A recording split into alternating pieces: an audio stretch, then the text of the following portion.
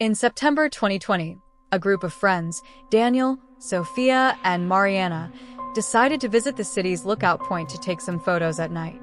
As they explored the area, Mariana mentioned seeing something strange in the shadows, but her friends laughed, thinking it was just her imagination. Suddenly, Daniel disappeared without a sound, as if he had been pulled into the darkness. Desperate, Sofia and Mariana searched around the lookout point but found no trace of him. They called the police, who started a thorough search, but Daniel was never found. In the days that followed, Sofia and Mariana began receiving text messages from Daniel's phone, warning them to stay away from the lookout. I remember it like it was yesterday, even though months have passed since that night at the lookout point.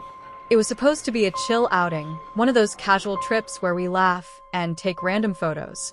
I, Sofia, and Daniel had been friends for years, and any excuse to hang out was good enough. That night, Sofia suggested going up to the city lookout, a secluded spot with an incredible view, especially at night. We arrived there, all hyped up as usual, joking around and taking those goofy photos that end up reminding you of how silly you were. Nothing felt off at the start, until Mariana suddenly mentioned she could see something strange in the shadows. At that moment, Sofia and I laughed it off. Mariana was always a bit jumpy, the type to see things no one else noticed, you know?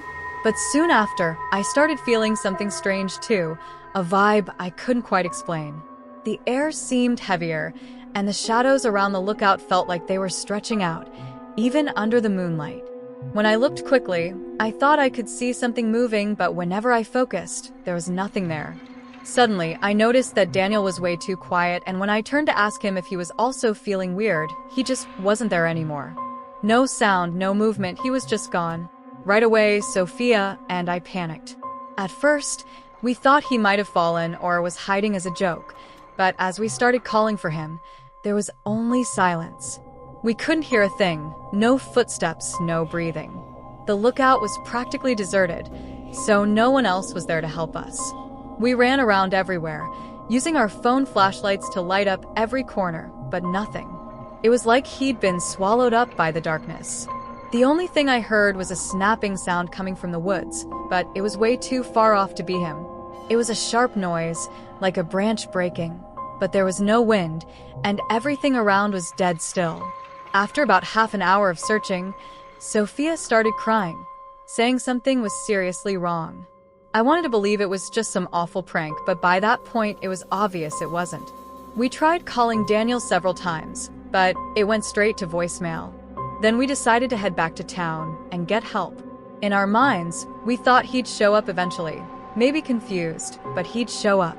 When we finally got enough signal, the first thing we did was call the police. They arrived quickly and began their search, but nothing made sense. By the end of the night, we were exhausted, and no one had found a single trace of him. The days that followed were a complete nightmare. The police kept up the search, even brought in dogs, but it was like Daniel had never been there. Sofia and I were in shock. Everyone around us had questions, but even we didn't know what to say. How does someone just vanish like that, without a trace? We went over every detail of that night, trying to make sense of it all, but it was just a blur. The only thing I could clearly remember was that comment from Mariana about the shadows. I thought about asking her more about it, but deep down, I was afraid I'd uncover something I didn't want to know. Then things got even weirder. A few days after Daniel disappeared, I received a message from his phone. The first one was short, just saying, "Don't go back to the lookout." I froze, staring at my phone, unable to believe it. I messaged back, asking where he was, if he was okay, but there was no reply. I figured maybe someone with a sick sense of humor had found his phone, but then Sofia also started getting the same messages. And the worst part was that the tone of the text became darker, like it was a warning. Each time my phone pinged, I felt a chill. I wanted to believe it was just a prank, but it was his number, Daniel's phone. We went to the police and showed them the texts, but the officers just said it could be someone who'd found his phone. Still, no one could explain how his phone, which he'd had with him that night, had vanished along with him. Honestly, the more we tried to figure it out, the less sense it made. After a few days, the messages started coming in at the same time every night, almost like some kind of creepy reminder.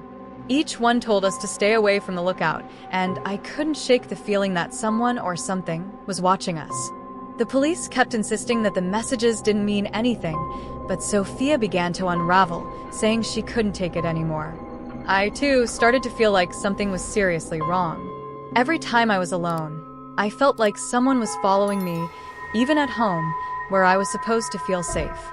One night, when I got another message, I heard a notification sound coming from my backpack, the same one I'd taken to the lookout.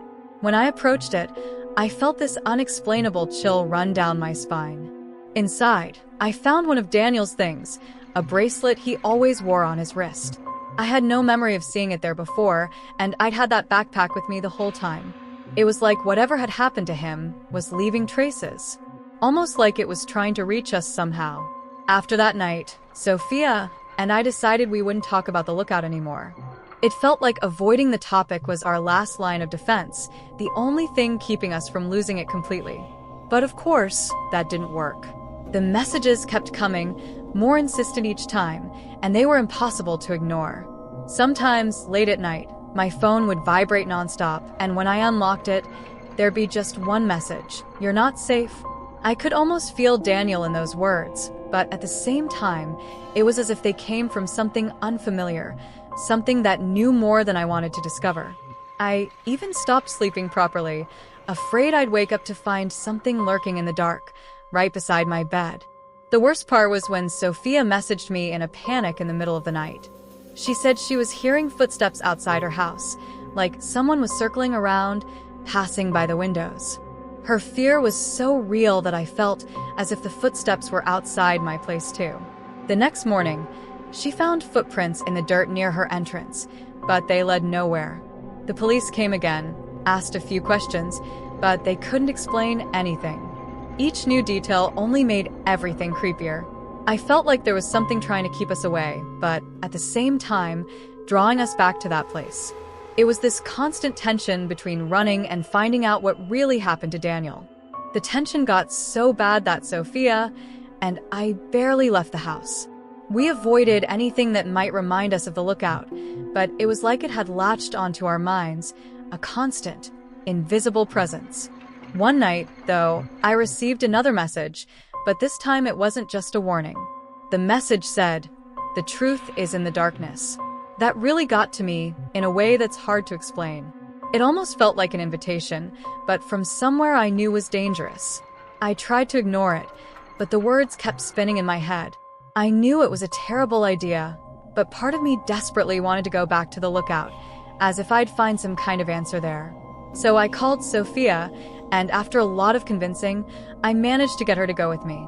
We decided we'd make it quick, just a short visit to see if anything was left there, maybe a clue, or even Daniel's phone. The fear was intense, but I was so worn down that I didn't see any other option.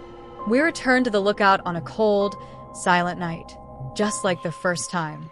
The place looked the same, but the silence now felt different, like a heavy emptiness that made us glance over our shoulders with every step. We started searching around, every shadow, every corner, with the unnerving feeling that something was watching us, waiting for the right moment to show itself. As we walked through the lookout, the air grew colder, and the silence only amplified our panic. I was already beginning to regret coming back there, but at the same time, it felt impossible to just leave. Suddenly, my phone vibrated with another message. When I looked at it, I saw it was from Daniel's number again, but there were no words this time, only a location pinned right there at the lookout just a few steps ahead of us. Without thinking much, we followed it to the spot, and all we found was emptiness, a patch of ground where nothing seemed different, but where the sense of being watched was almost suffocating. Then I heard a dry snap from the woods, exactly like that first night. At that moment, something made me stop. Sofia and I looked at each other, both with the same terrified expression. The silence around us felt heavy, as if time itself had stopped. We decided to get out of there as fast as possible, almost sprinting back to the car without looking back once. Since that night, we haven't received a single message from Daniel's number, and, in a way, that gives me a strange and uneasy sense of relief. To this day, we have no idea what happened to him, And all I can think of is that last warning. The truth is in the darkness. No matter how much time goes by, the lookout still haunts my thoughts. And the truth? Maybe it's better never to know.